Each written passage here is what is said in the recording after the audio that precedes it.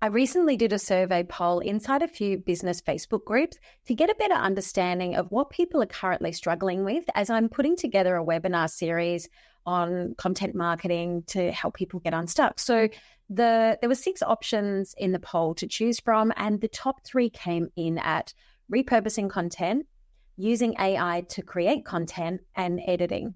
So in this episode of Content Catalyst, I'm going to share with you my ultimate guide to repurposing content for business growth and maximize your content in return on your investment, ROI.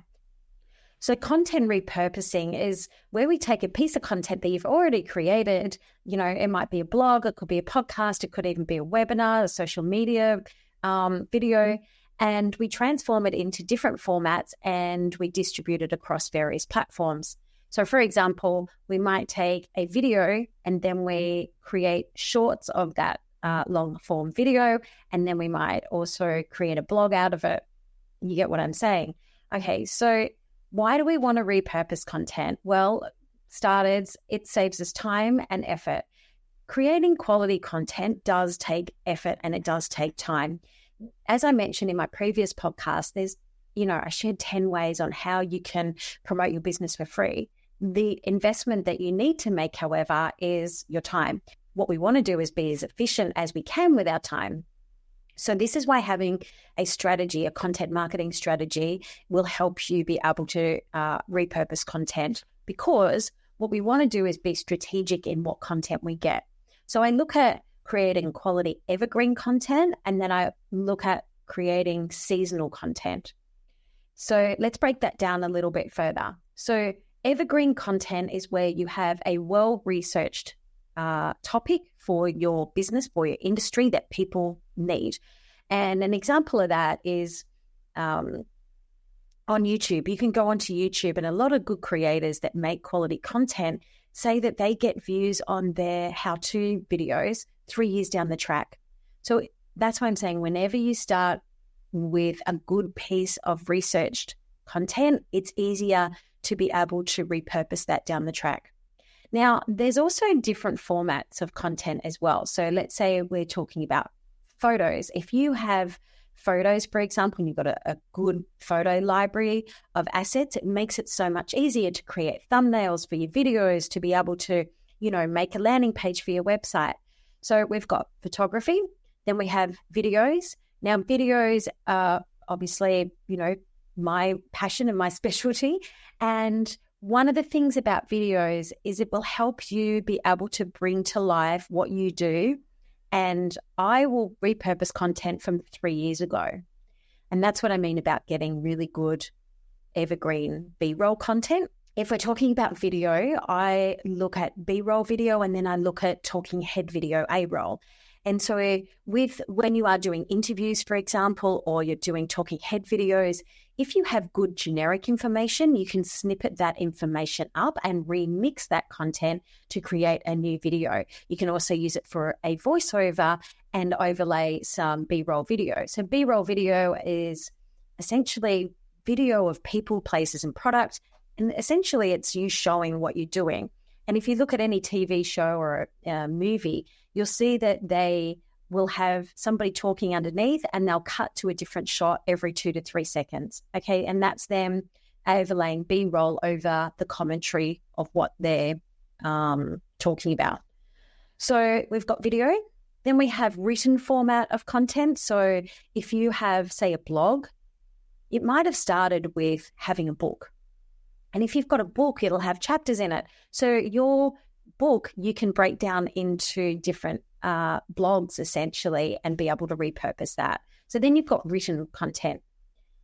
To me, having a good content library allows you to use the written image and video content and be able to repurpose it many, many different ways. So let's look at a strategy, for example. When we have evergreen content, as I mentioned before, you're going to plan it, you're going to batch up that content. I have batch days where I will go, here's the content that I need for day-to-day things. If I've got a launch of a campaign, or I've got a new product release, then I'll do up a big batching day. But I'll also be aware of How can I make it seasonal for that particular campaign? And how can I also get evergreen content? And I did a content day last week, and that was a bit of both. So we got talking head video, and then we also got B-roll clips and images as well. So then we look at seasonal content. So seasonal content is, for example, when you have, say, a summer campaign coming up, you're going to have talent dressed differently for your clips if you're doing video or photography than, say, if you're doing winter. So the difference between a seasonal campaign is you're dressed appropriately for that, and all the messaging is typical around it. So, for example, if I was a winery and I'm talking about hot sunny days or by the pool, that's going to be more like relevant to content in summertime. However, if I was talking about a nice, warm, big, rich red by the fire, obviously that's going to reflect the season of winter. So if we were looking at other seasons to do with clothing or food, for example, that's all relative as well, that you could take through the seasons, because if you were doing a cooking segment, you might have different recipes representing the seasonal ingredients at that time. So that's the difference when we start with having seasonal versus evergreen content. We look at batching days, we look at how we can batch up that content to do a little bit of both, essentially. Now, when you get that content, it is really important to then organize that content so it's easy to go back to. I have on my phone a lot of videos and photos, but I organize them into albums so it makes it really easy for me to pull out content 3 years ago. And I do that all the time, in fact. So these are some of the ways. But if we look at our strategy in the beginning, I always know coming into the month what I'm actually going to be talking about. So, for example, inside Content Catalyst, which is my Marketing Hub membership, this month we're talking about building a content library. So the types of content that we're talking about is how to build your assets, repurpose content, the tools that you need to do that, and also B-roll, because B-roll will help extend the life of whatever content that you've got. And B-roll, as I mentioned, is video of people, places, and product. So if we are looking at saving time and effort, we want to be able to look at our content categories. Now, as I mentioned, I have an overarching topic every month that I focus on, and then I have the subcategories, which I just explained then. So then once you have your subcategories, I have 4 of those subcategories. That's a content hero piece each week. Then if I've got a good B-roll library, I can then pull out those assets to help with promote that hero piece of topic that I'm talking about. In this instance, this podcast is actually about repurposing content. So I'm going to go back into my content library and I'm going to look at what would represent that. It might represent me actually showing me taking videos. It might show me on the computer. It might show me filming things and editing things. And that would demonstrate me repurposing content. And then I can push that out across various platforms.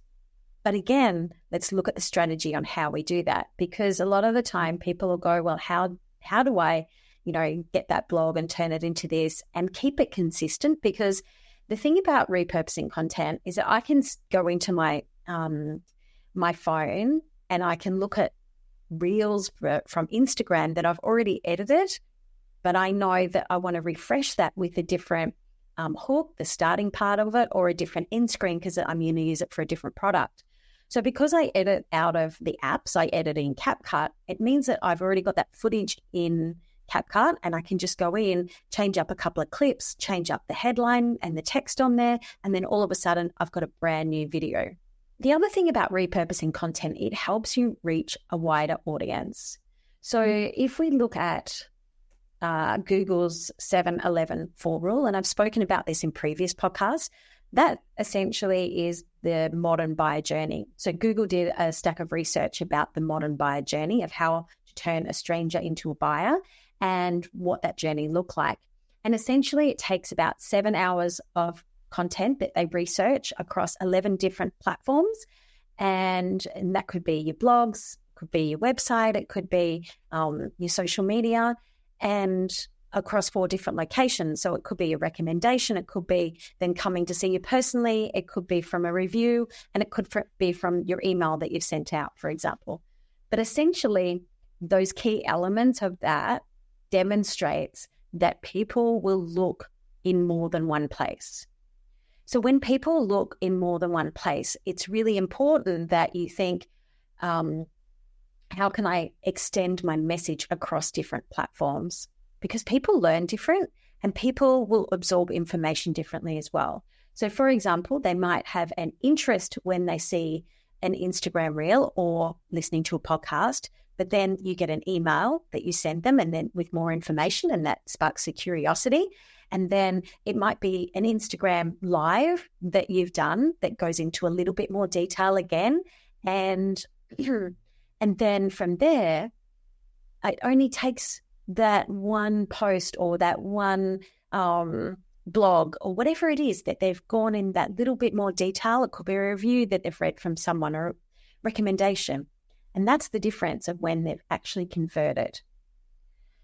So this is why it's important to look at taking your content, repackage it in different ways, because we learn differently as well, and especially we take in information differently on different platforms. So for example, LinkedIn, if you're on LinkedIn, the research shows that you're more than likely going to be in a business headspace. You're not going to go on there at 10 o'clock at night and scroll for entertainment. You're going to go onto TikTok for that. So having content appropriate for each format is so important as well. So when we do that and we redistribute that information across the different platforms, it will also help boost our engagement and our SEO.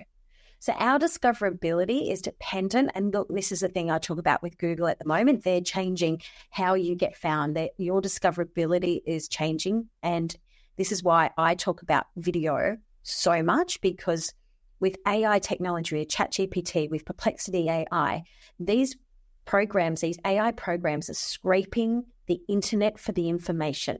And the more places that you come up, the more higher you will rank and increase your credibility.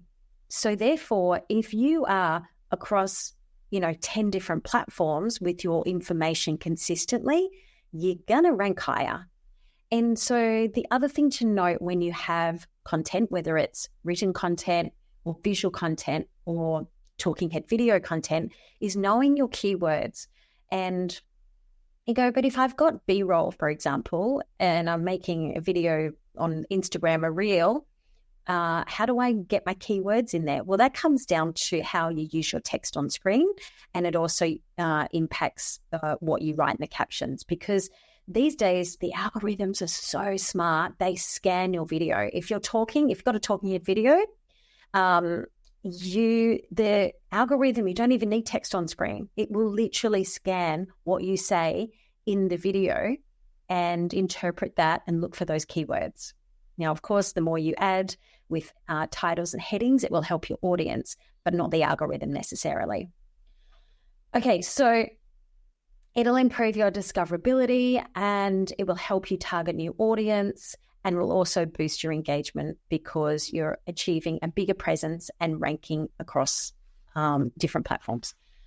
The other thing about what I'm going to share with you in my checklist on how I repurpose content is consistency.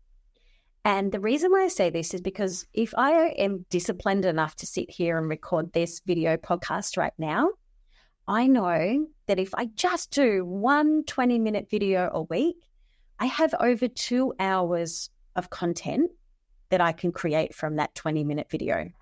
And if we go back to Google's 7-11-4 rule of needing 7 hours of content for people to consume, I'm going to get to that mark in under a month to turn a stranger into a buyer. So being consistent is probably the biggest downfall that we all have. And being consistent is the most important thing to keep you relevant and top of mind. I get asked about quality over quantity. Doing what I'm about to share with you will help give you quality and quantity. So one of the things that we want to also look at as well is identifying your high-performing content already. So you know what is resonating with your audience. So the best thing to do is go back into your analytics. Now, if you've got a social media scheduler, for example, like Vista Social, I know Metrical's got a good one. I use Vista Social. It's got a really in-depth scheduler and reporting part in it. So I can actually put in my competitors and see what they're ranking for in their top videos, as well as my own.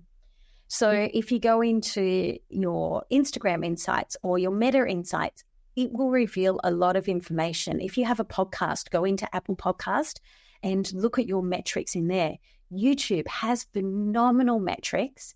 And what I say is that sometimes, and this comes back down to repurposing content, if you recorded something really, really good a year ago and it was your biggest ranking podcast, as in it got the most downloads, I would look at how can I get that podcast, that topic, and repackage it.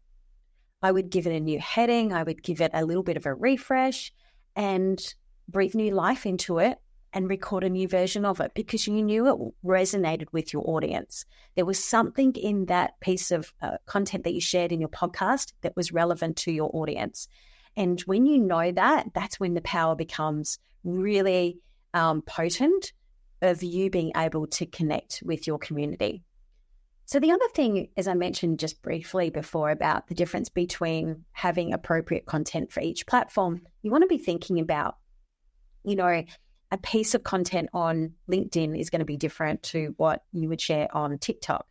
And it's just about understanding each of those platforms to create relevant information. For example, YouTube is all about creating how-to videos. I laughed about this with a friend of mine recently of going, you know how men don't like asking for instructions? Well, YouTube is the place that they go to get instructions. So they won't read the instruction manual, but they will type into YouTube how to. Okay, so and there's nothing wrong with that. That's the power of YouTube. And then I was talking to a businesswoman about this, and she goes, "Oh, I'm never on YouTube." And I went, "Okay." And we started talking about something, and she goes, "Yeah, actually, I was on YouTube and I researched that." I'm like, exactly. So YouTube has incredible insights, but it's a really powerful research how-to platform. So if you are creating your hero piece of content, then think about how does that become a how-to helpful piece of content for your audience. Use automation tools. Automation tools are really powerful for consistency, and it's really powerful for you to be able to save a lot of time, essentially. And it will also help you to be able to look at the tasks that you don't need to be doing. So it helps you look at the tasks that you can outsource to your team, to a VA, for example. And once you have a system in place, and I'm going to share that system with you in a minute, then you'll see why you then only need to do the showing up, record the video, and as I call the golden goose content, is that you know the topic, you research it based on your audience and your business goals, and then you turn up, record the video podcast, and then hand it over to your team to repurpose and redistribute. Okay, so and I'm going to share with you my automation tools as well. Okay, so the other thing in repurposing content to consider is, I mentioned it before, is having a strategy but also a plan. So I have a 12-month planner, and each month I have my hero topic. So for example, last month we were talking about personal brand and talking on camera. This month is about content library and B-roll. So each month is a different topic, and then I create content based on that one hero topic, and then I also break it down into the subcategories from there.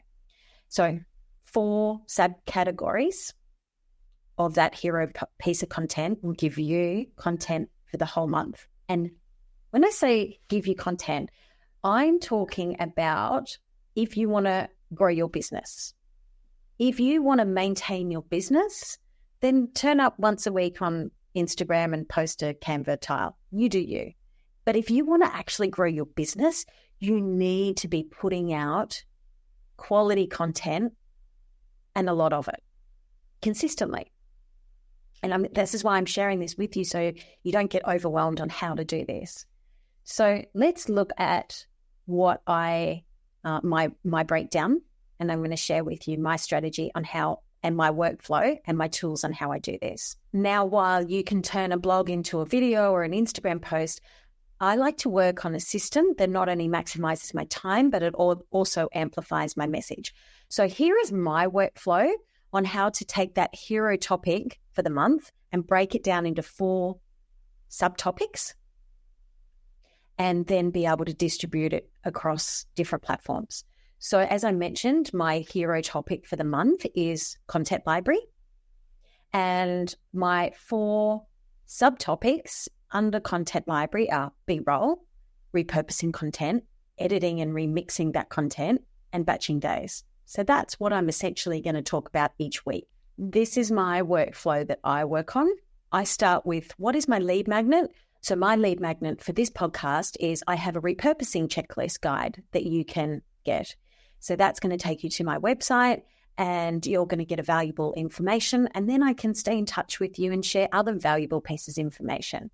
So I already know that those topics I've researched, and I actually go over to Perplexity AI and I will research further repurposing content. I went over to Perplexity before I wrote this, the outline for this podcast, and I typed into Perplexity AI. I asked it, okay, I'm writing a podcast outline for Content Catalyst podcast about repurposing content, and I want you to provide 5 different options for a compelling hook based on my ideal avatar and my offer, and then provide an outline of what I can cover addressing those pain points. So that's what I typed into Perplexity. So then it gave me a list of compelling hooks, and then it outlined the pain points of my avatar in regards to repurposing content. So I asked it also, what are people looking up in online regarding repurposing content? And basically when I asked that question, it scans the whole internet looking for what people are typing in. So then I've then got all the things that it's actually like what people are typing into Google to do with repurposing content. Now, then I will actually go over to Google and I will actually put in repurpose, and I'm doing this as I'm speaking to you, repurposing content. When you Google something, it'll give you the explanation of it, but then it'll show you people also ask. This is a really powerful tool for you to use and to give you insights into what people are asking.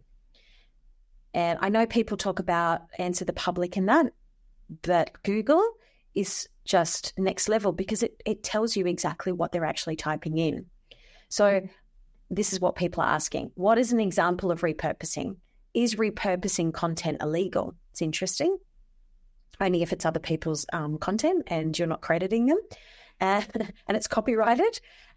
What is repurposing other people's content? What is the best app for repurposing content? So they are the questions that people are asking. Now, if I actually click on one of those things, it'll give me a little bit more information as well. So how do you repurpose one piece of content when I click on one of the drop downs?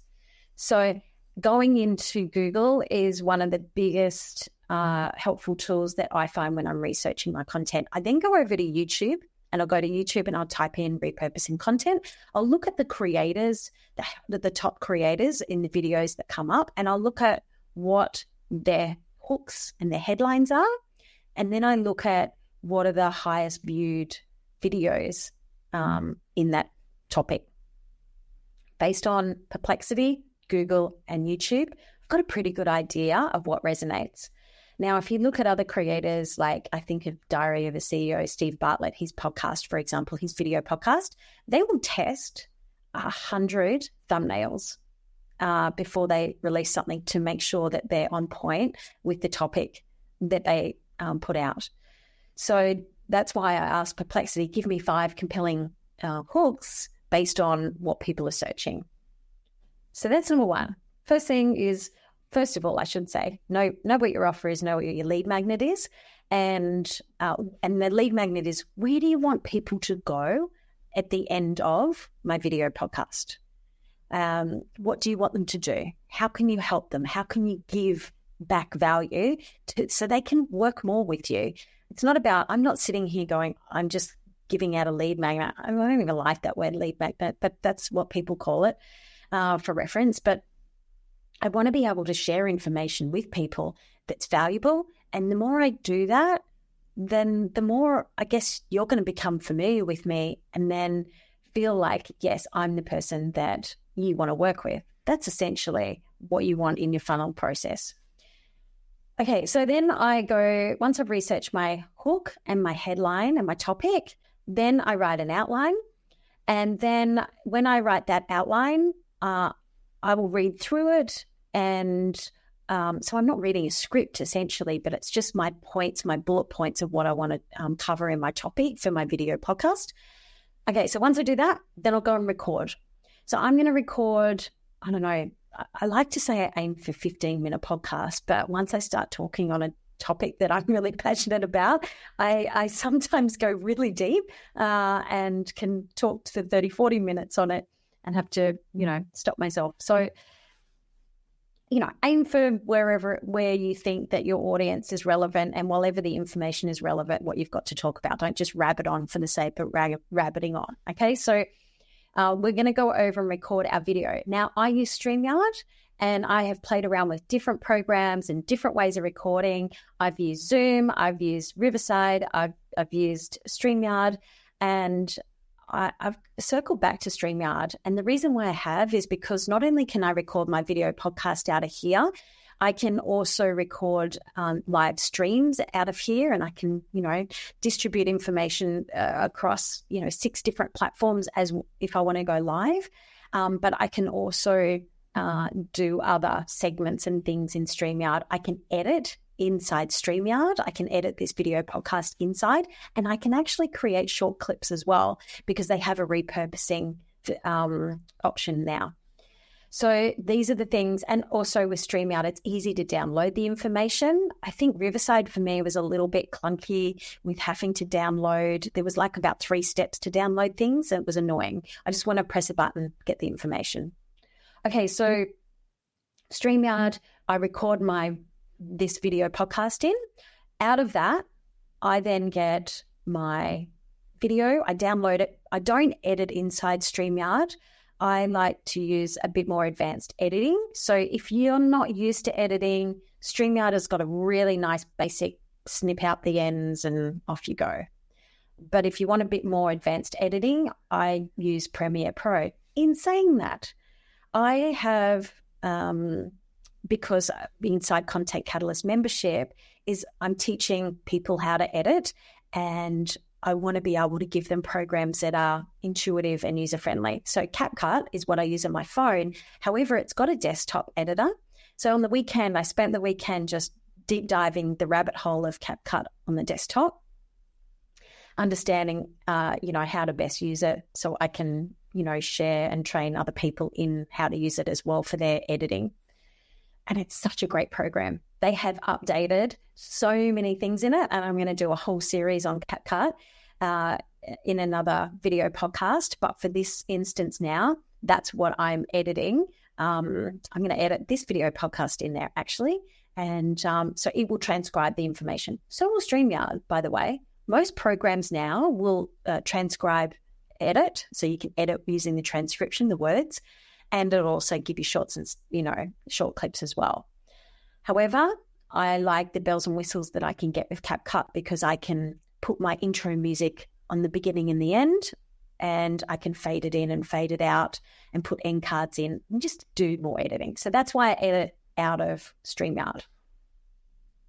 So we've researched, we've recorded the video, we've taken that, we've downloaded the video and we've uploaded it into CapCut. We edit that video, and then once we do that, we're going to download it in a horizontal version, and that's the full video podcast. And I'm going to download 3 files out of CapCut. I'm going to download my MP4, I'm going to download my MP3, which is my podcast, and then I'm going to get the transcription. So I'm going to head over to Perplexity AI, and I'm going to ask Perplexity I'm going to upload the transcription, and I'm going to ask it for show notes and timestamps with the chapters. So it will take that transcription and it will analyze all the information out of it, and it'll give me show notes with the chapters that I can then upload, put into YouTube and my podcast. It's amazing. I was in a masterclass recently and somebody said, I use this program, that program, and this program. And I'm like, it's too many programs. I like to keep simple. I like to keep things nice and simple and efficient. And if I can use this program and that, then that's what I'm going to do. Okay, so then while I'm in perplexity with that transcription, I'm going to ask it to write out my blog. And I've already pretty much written my blog with my outline and the transcription.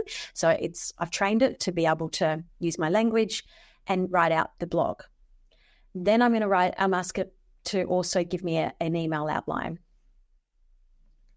So then while I'm doing this, I'm going to head over to YouTube. I'm going to upload that MP4 into YouTube with the show notes and my call to action, taking you through, and that link is going back to my website with my lead magnet, which in this case, it's going to be my repurposing guide. I'm going to go over to Kajabi because that's where my website is hosted, and I'm going to upload the podcast, so the MP3 clip of the video podcast, and I'm going to upload that into Kajabi, again with the show notes and the call to action. While I'm there, I'm also going to upload my blog into Kajabi. While things are uploading, I actually head over to Canva and I'll create my thumbnails. So because, again, I have templates for everything, it's really easy to write the title and add put a new image and everything on there. And then while everything is uploading, I'll put it into in my blog. Now, in Kajabi, you can actually upload a video into your blog. It's something that I'm testing. And the reason why I'm testing it is because I do want people to go to YouTube to build my YouTube channel. However, I also am testing whether it's worth for ranking purposes and for people reading it to see the video clip as well. So that's what I'm testing at the moment, whether I include it there or not, or take them to YouTube. But Kajabi does have that feature. If you have, let's say, a WordPress website, put your blog on there and definitely embed your video for sure. So next step, I'm going to download my short clips. So in CapCut, it has a really, really good short clip maker. So that video that's now edited, CapCut edited 20 short clips for me the other day. 20. That's just like, wow. So that's like a whole month's worth of reels. Okay. Now, I'm not going to use all of those clips. I'm going to pick the best out. So I would probably pick out about 5 clips. You can actually go in and edit the information. Now, I know a lot of people are using Opus Clip and Munch, but again, I'm trying to cut back on all my subscriptions. And if I'm already a pro user of CapCut, which I am, I'm like $15 a month. Thank you. I'm not paying $50 for the script and all the things. I'm just going to keep it in one place. All right. So we've got my short clips, create an email. I'm going to head to LinkedIn, upload my blog to the newsletter as an article.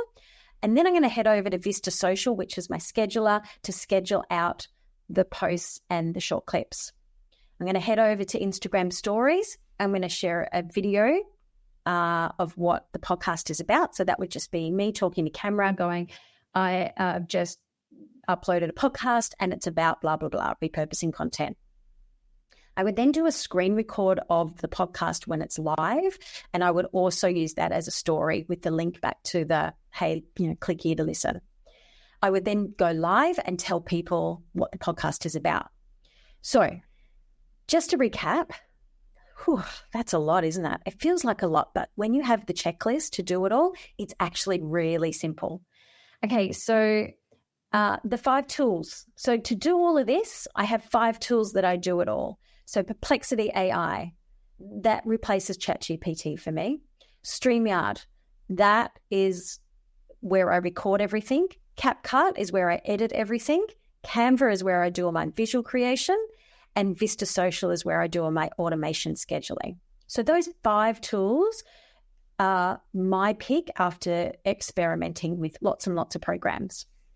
Okay, so if I do all of that, and I can do that like I said, I've created a 40-minute video right now. I think it's probably half an hour.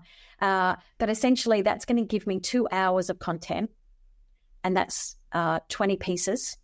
I can create at least 20 pieces of content across 10 different locations. Now, if you would like to get my repurposing guide, I will put that link in the show notes, and tag me on Instagram, because I'd love to know, has this been helpful for you?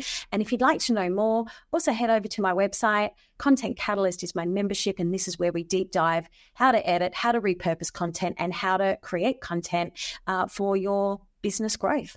Thanks for listening. Until the next episode.